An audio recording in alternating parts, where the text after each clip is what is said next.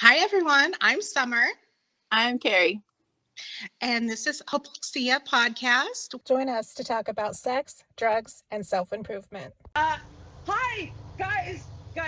This is Ben. He is my literal brother from another mother. He is my half brother Truth. on my dad's side, so we okay. have the same. Yes, the Same same father. same male genetics there. I mean, obviously, you know what I meant. Yeah, Yes. yeah. Hi, But Ben. he is my literal brother from another mother. Hello. Hi. Yes, Oh yeah, that's me. Ben. Carrie. Sorry. This is Summer and Carrie. Nice to meet I'm you guys. Summer. That's Carrie. It's very Hi, nice Summer. to Hi, meet Terry. Oh, Likewise. oh no, you guys are turning into Oh no, robots her again. audio's Okay, we'll messing just up I guess again. we'll have to be with it and we'll see. I don't oh no, then if we do that we have to start another lane. Okay. Well, we'll just I meant to restart my phone before we did all this and I totally forgot to do that. Anyway, it's cool. It's cool. So I guess probably everybody else wants to know, other than, well, I guess the most important part about who is Ben is that he's my brother, obviously. But we actually did not meet until 2010. So Oh, Yes. we have our own lived experience with basically we were subjected to an involuntary experiment in genetics and just how little or how much environment matters. And man, I mean, yes, nature and nurture, but nature matters a lot more than people think. wow. Mm-hmm. So I think True. should we tell the story of how we met? Okay, Absolutely. Yeah, perfect. I So think so. first I called your mom. I called your mom and introduced myself, and that it's one of my favorites. She's just like, well, you know, you're the first one I've heard of, but this is not unexpected, right? Like Yeah, I mean, I so think expected this about call would this. happen at some point, right? Like, so we There, don't. there's this lightning strike out of the blue. You get a phone call. It's your home phone at this house, and lo and behold, on the other side of the phone is this grown ass woman being like, "Hey, by the way, that's an interesting day." Yeah, It's I gonna be one think for the books. yeah, and I think at that point, Dad was. What was that? Oh, nothing for me. Summer just unmuted. Oh no, Carrie said something. Oh, I Oh, think I it was said that would Carrie said definitely be one for something, the history books. right? Oh, Yeah, and history Oh, books. here. Yes, yes, at yes. Okay. at that point, Dad had, well, yeah, our shared father had already been out of the picture in my life for over 15 Well, years. he No, was let's see here. dead. It was 19. Yeah, he'd been dead for 4 years at that point because I was 29. He died when I was 25.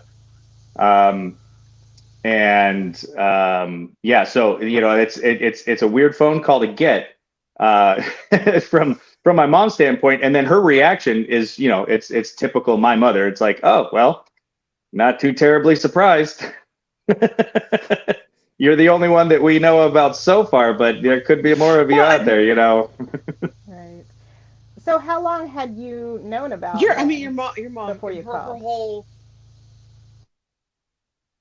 Well, okay, so I mean so I had known that there was this other dude, meaning our father, right? Like I knew that he existed. I mean, I guess I knew his first name. And actually we should probably, I guess I didn't even think about this, right? Like we should back up a little bit further in my life so everybody has more context for kind of like what I knew going into that. So um fun fact that not a lot of people know, when um sometimes when people have schizophrenia, or sorry, sometimes when people have symptoms of schizophrenia, um what's really going on is that they are having thyroid issues. And so my grandmother had hypothyroidism, and when her medication was right as rain, she was, she wasn't a pleasant person to be around, but at least she sort of, vaguely lived in reality. But then whenever her medication, it's a hormone, so our hormones kind of change. So it might be like dose was right at one point and then it suddenly wasn't. And then she would start, the operators are listening in, and there are people who are trying to peek through the windows. And oh, by the way, my father, who had Jewish blood, was a demon, which meant that I was half demon. Oh my God, it's like, are we coming back to Supernatural again already? All Oh my roads God. lead to Supernatural. Always Pretty much. comes back. They really do. Oh, that was Get so the salt completely ring. unplanned. Oh my God. So I remember telling, I've got to say, man, Ben, like aside from the share, he is my ride or die, man. He helped me come clean out my mother's place and my uncle's place. And this isn't like his shared genetics, right? This is the other half. And he was helping us clear out my uncle's storage unit. And so I was telling him that story about how, grandma would tell me that, my dad was a demon, which meant that I was a half demon and I could never let anybody know that I was half demon. And, and Ben's like, yeah, man, yeah, it might be a little like that. But anyway, so it turned out it was really just that my grandmother was anti-Semitic as fuck. And that was probably the, because he was which is actually, it's hilarious. So genetically, I am 6% Jew, which it's enough to die. It's enough to get a Jewish disease, right? But it's not like, it was a relatively small portion of his ancestry. So it's just like, right? Very, very one drop rule-ish sort of a thing. But anyway, so that was kind of what I knew. And then my mother had told me 3 things about him. One was that, so first and foremost, he wanted me to be born in the middle of an ocean.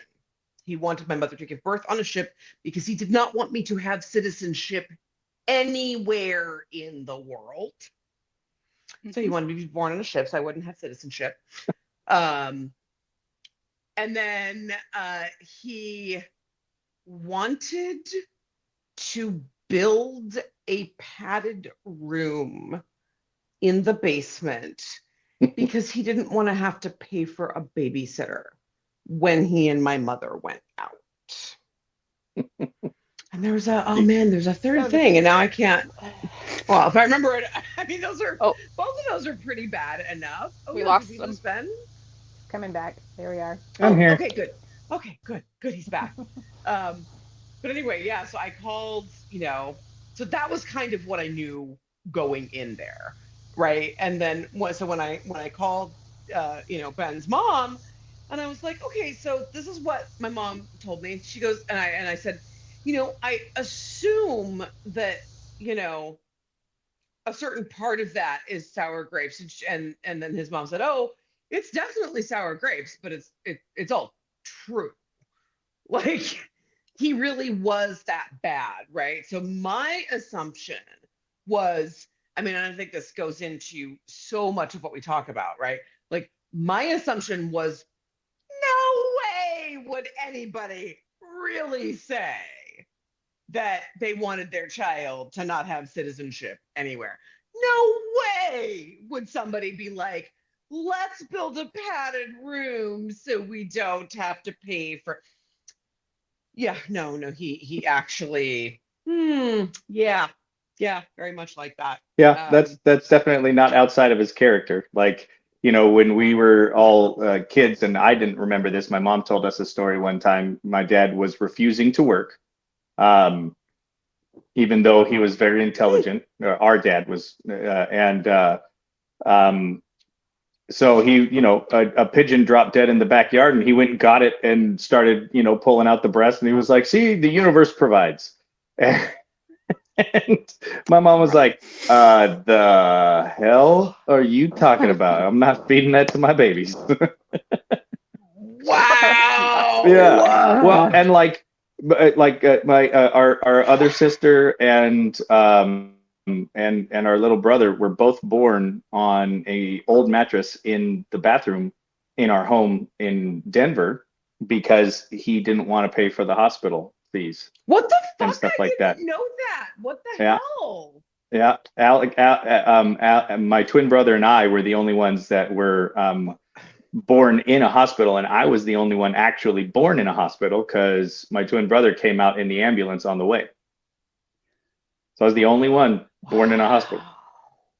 No, That's it's crazy. crazy. And I was in the recovery room because the people at the hospital didn't believe my mom was having twins. They're like, "No, you had your baby." Wait, She's what? like, "No, I've got two." Oh my God. Oh my God. Then they come in and Oh I'm my crowning and I'm like, God. "Hey, everybody, it's Did me." you guys know they were twins? Yeah, mom knew that we were Did they that there were know? two Like, of had us. they done all the? Yeah, they just took her to a different But I mean, did medical the center like than the was one it? she had done her prenatal at. Okay, gotcha. Okay, gotcha. You I'm know, confused why they didn't listen to her. let's dig into that for a second because, right, I mean, that is the standard of care everywhere. Like literally from birth to death, the bitch must be lying or stupid, right? Like Yeah. that is our standard of care that women don't know, mothers don't know, right? Yeah, You come don't in, listen you to tell your them what's patients. wrong with your kid. Oh, Yeah. well. It's You always couldn't possibly be hysteria. right about your level Uh, of pain or about, what could Right. be going wrong. I'm just going to treat the symptoms. It's fine. And treat them wrong. That's Exactly. who And doesn't cause believe more a woman problems. knows she has twins? Yeah, Right? exactly. Like of all things. Yeah. Believe her. No, I just She probably mistakenly knows thought better they than were you do. twins this whole Yeah. time.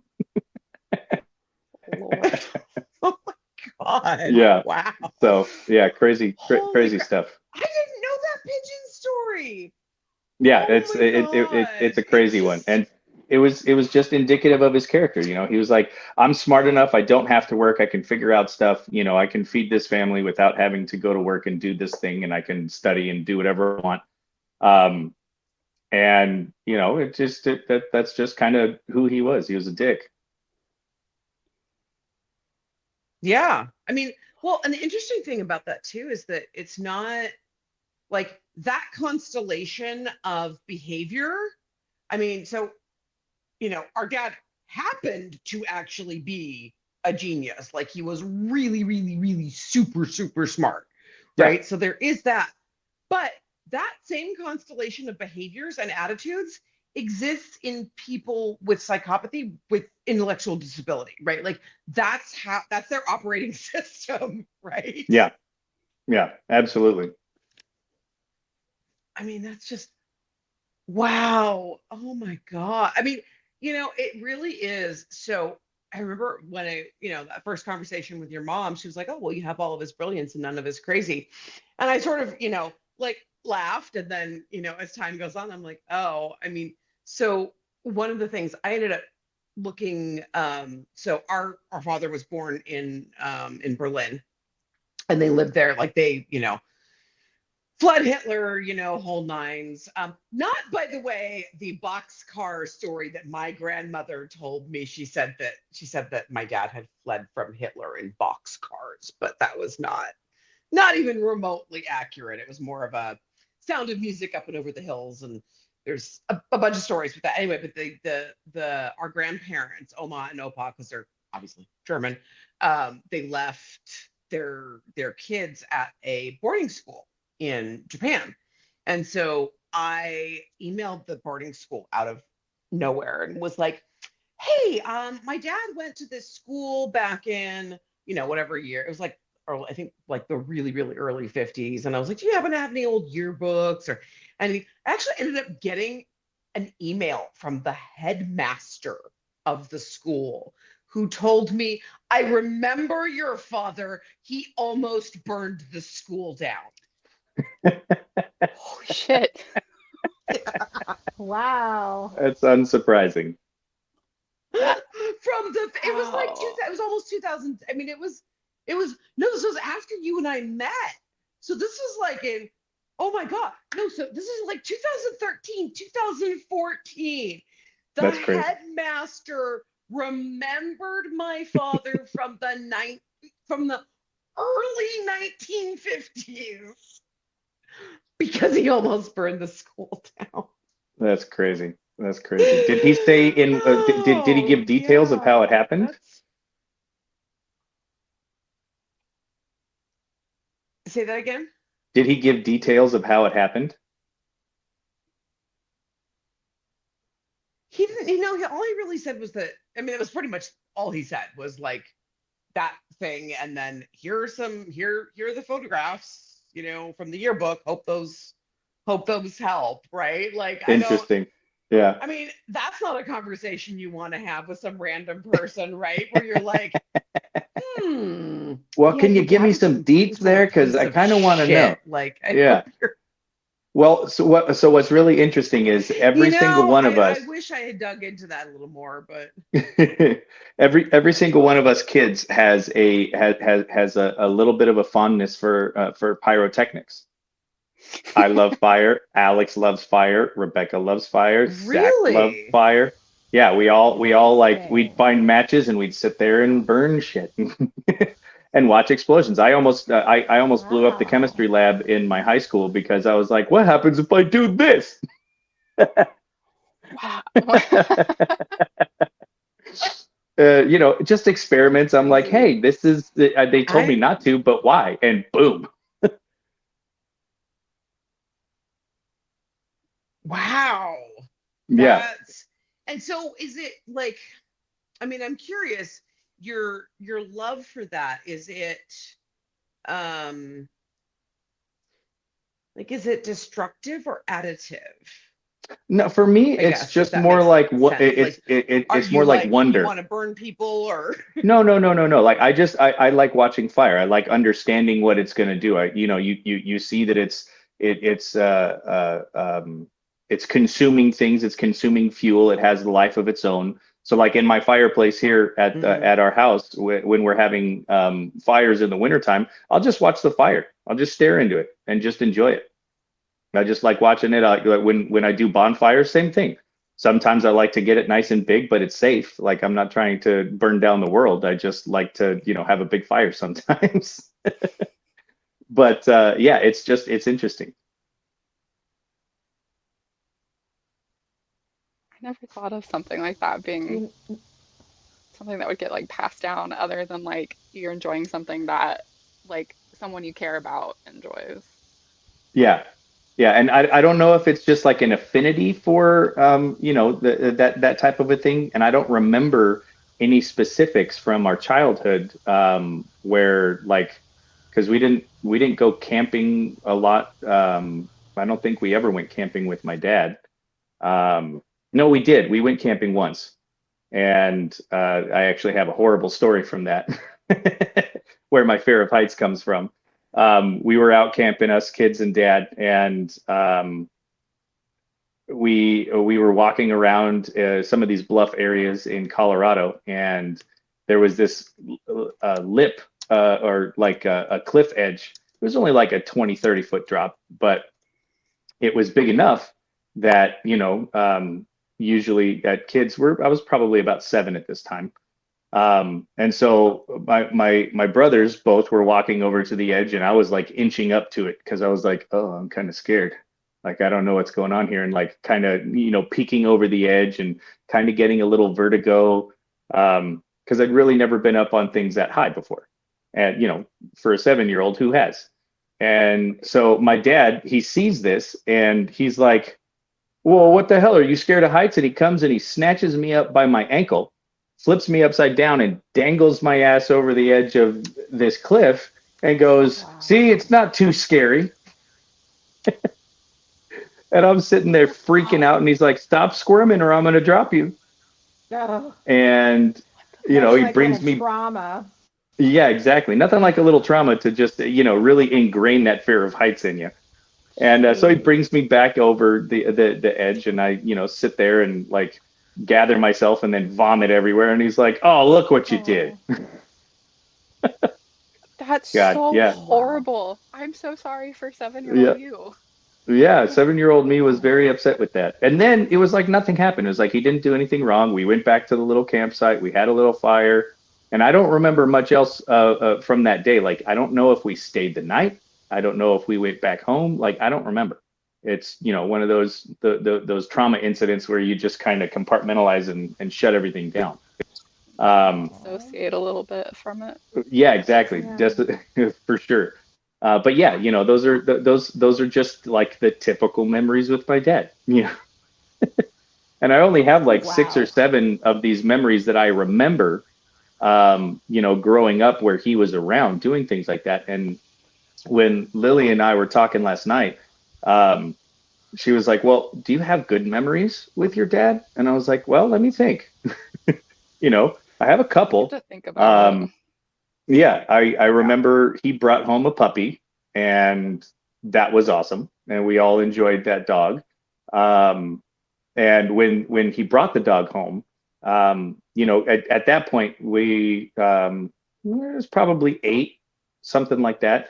Well, I was 8, I think, and like we were already kind of because of the situation that we lived in with our dad every day, not knowing who was going to come home, stuff like that. We all had kind of become empathic a little, trying to read emotions and stuff like that.